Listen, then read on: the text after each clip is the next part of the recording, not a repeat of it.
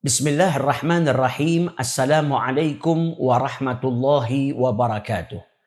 Alhamdulillahi rabbil alamin. Allahumma salli wa sallim ala Sayyidina Muhammadin wa ala alihi wa sahbihi ajma'in, amma ba'du. Alhamdulillah, pemirsa yang dimuliakan oleh Allah subhanahu wa ta'ala, pada kesempatan kali ini kita akan memulai kajian kita dari kitab Khulasah Nurul Yaqin. Sebuah kitab yang menjelaskan tentang sejarah hidup Nabi besar Muhammad sallallahu alaihi wasallam yang disusun oleh Syekh Umar Abdul Jabbar. Beliau menyusun kitab ini mengambil intisari dari kitab induknya Nurul Yaqin fi Sirati Sayyidil Mursalin. Tentunya dalam kitab intisari ini beliau tidak membahas sejarah hidup Nabi besar Muhammad sallallahu alaihi wasallam secara panjang lebar. Akan tetapi beliau mengambil poin-poin penting yang terjadi di masa hidup Nabi besar Muhammad sallallahu alaihi wasallam. Mulai dari kelahiran beliau, masa kecil Nabi Muhammad sallallahu alaihi wasallam, masa pertumbuhan beliau, sampai pernikahan beliau sebelum diangkat menjadi rasul, dan ketika diangkat menjadi rasul sampai masa hijrahnya Rasul sallallahu alaihi wasallam, dan apa saja yang terjadi setelah hijrahnya Nabi besar Muhammad sallallahu alaihi wasallam. Yang kita harapkan dengan mengkaji sejarah hidup Rasul sallallahu alaihi wasallam menjadikan kita semakin mengenal beliau, semakin mencintai beliau, dan diberikan kemudahan kita oleh Allah subhanahu wa ta'ala untuk meneladani Nabi besar kita Muhammad sallallahu alaihi wasallam. Dalam kitab Khulasah Nurul Yaqin, beliau memulainya dengan ad-daurul awal min hayati Rasulillah sallallahu alaihi wasallam, yaitu periode pertama dari kehidupan Rasulullah sallallahu alaihi wasallam. Sayyiduna Muhammad, tuan kita Nabi Muhammad sallallahu alaihi wasallam, huwa Rasulullah ilan nasi kafah. Nabi Muhammad adalah utusan Allah subhanahu wa ta'ala yang diutus oleh Allah subhanahu wa ta'ala untuk seluruh manusia. Jadi Nabi Muhammad sallallahu alaihi wasallam tidak diutus oleh Allah hanya untuk kaumnya saja, atau hanya untuk bangsanya saja, melainkan beliau diutus oleh Allah subhanahu wa ta'ala ilan nasi kafah, kepada seluruh manusia. Wa akhirul anbiya, dan beliau adalah nabi yang paling terakhir. Wa imamur rusuli, dan beliau adalah pemimpinnya para rasul-rasulnya Allah subhanahu wa ta'ala. Ja'a biddinil islami, beliau datang dengan membawa agama Islam. Alladzi la yaqbalullahu yaumal qiyamah dinan ghairahu, yang mana kelak di hari kiamat Allah tidak menerima agama selain daripada agama Islam. Wa huwa min nasli sadati Quraisy, Nabi Muhammad adalah keturunan dari para tokoh Quraisy. Jadi kakek-kakek beliau adalah pembesar-pembesar dari suku Quraisy. Asyrafi qabilatin fi Makkah al-Mukarramah, dan Quraisy adalah suku yang paling utama atau suku yang paling mulia di kota Makkah al-Mukarramah. Wa yattasilu nasabuhu bi Ismail bin Ibrahim alaihi wassalam, dan nasab Nabi Muhammad sallallahu alaihi wasallam menyambung sampai kepada Nabi Allah Ismail, putra daripada Nabi Allah Ibrahim alaihi wassalam. Jadi Nabi Muhammad sallallahu alaihi wasallam tidak diutus oleh Allah subhanahu wa ta'ala hanya untuk bangsanya saja atau untuk kaumnya saja. Beliau tidak diutus hanya untuk bangsa Arab atau untuk sukunya saja, suku Quraisy. Akan tetapi beliau diutus oleh Allah subhanahu wa ta'ala untuk seluruh manusia. Dan beliau adalah nabi yang terakhir, dan beliau adalah pemimpin daripada para rasul-rasulnya Allah subhanahu wa ta'ala.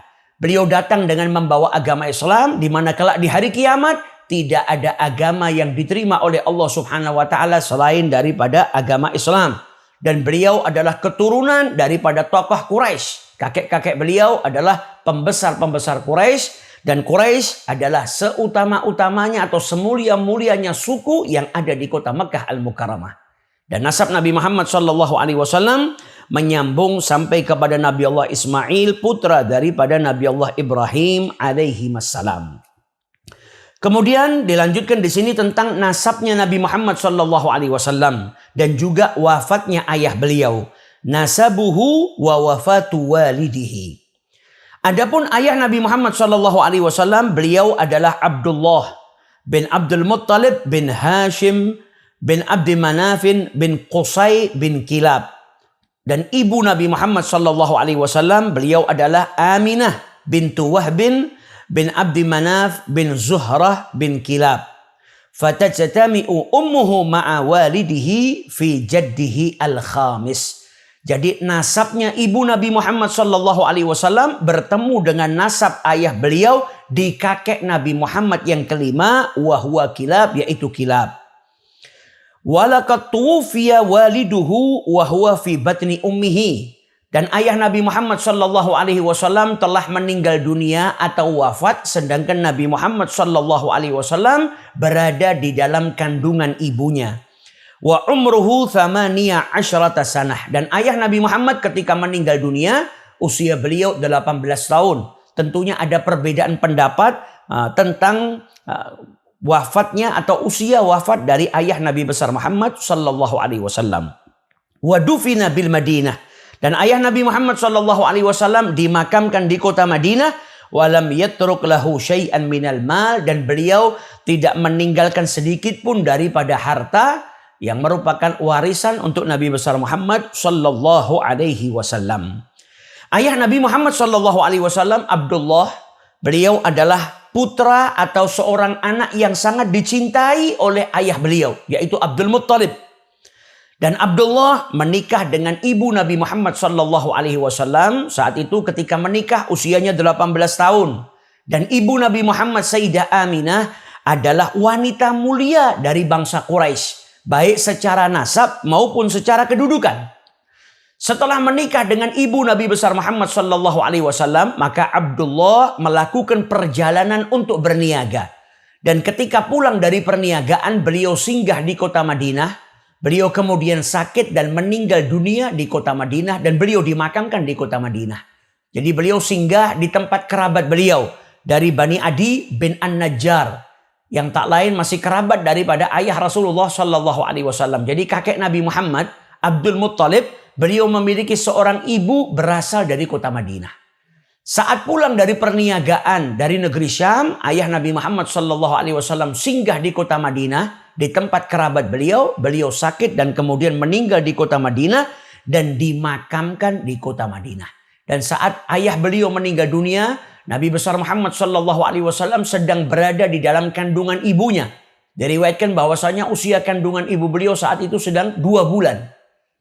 Jadi ketika wafat, ayah beliau Nabi Muhammad sedang berada di dalam kandungan ibunya.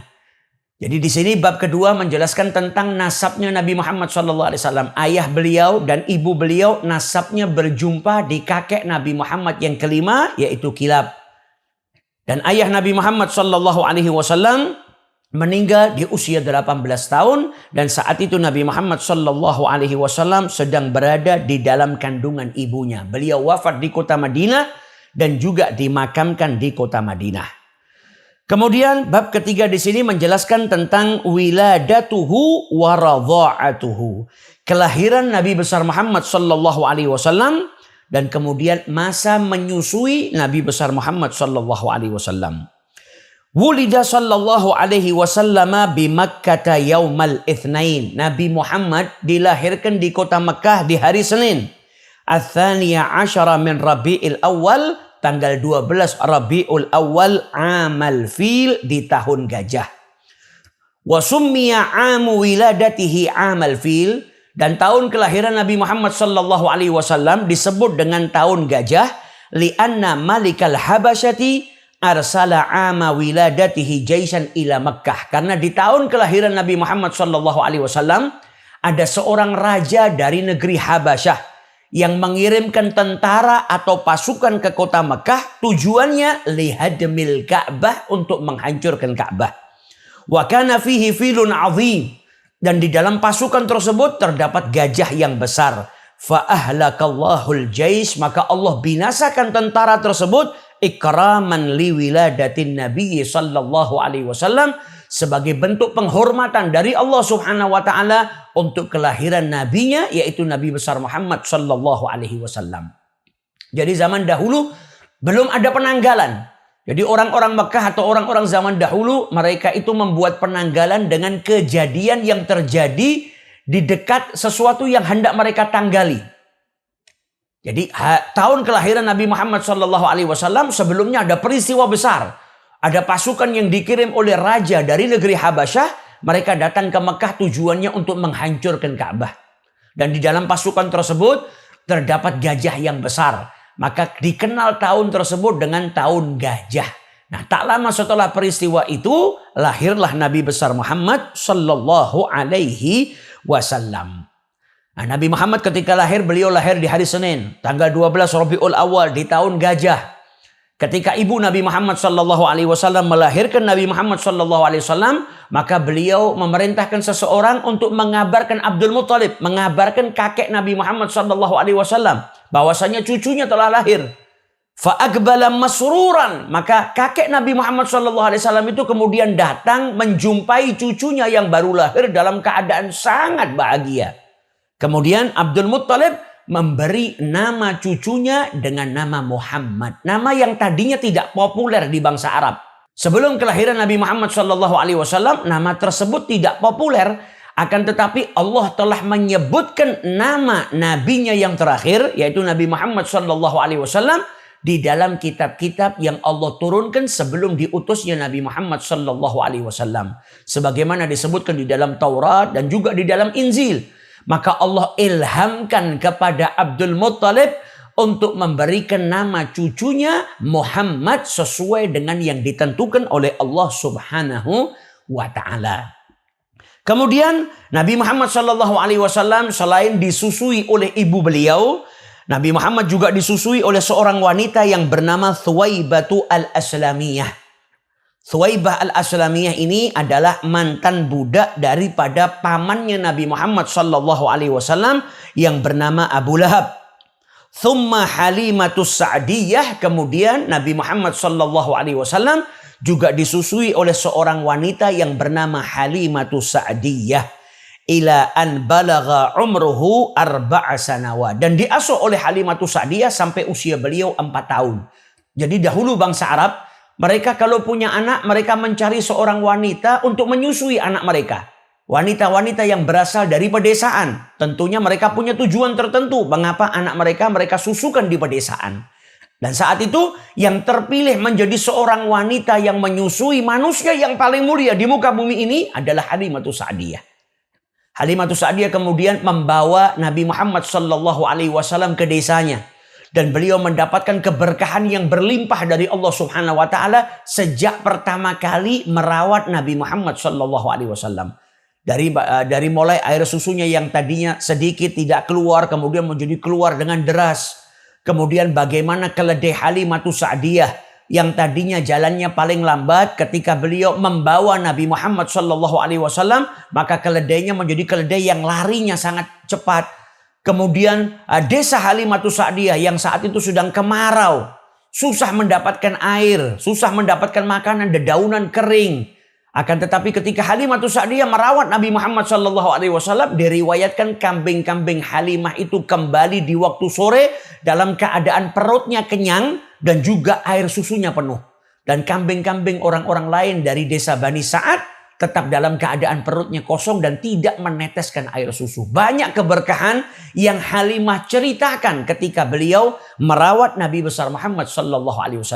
Ketika Nabi Muhammad sudah selesai menyusui di usia 2 tahun, maka Halimatus Sa'diyah mendatangi keluarga Nabi Muhammad, meminta izin kepada mereka untuk meminta tambah waktu mengasuh Nabi Muhammad SAW.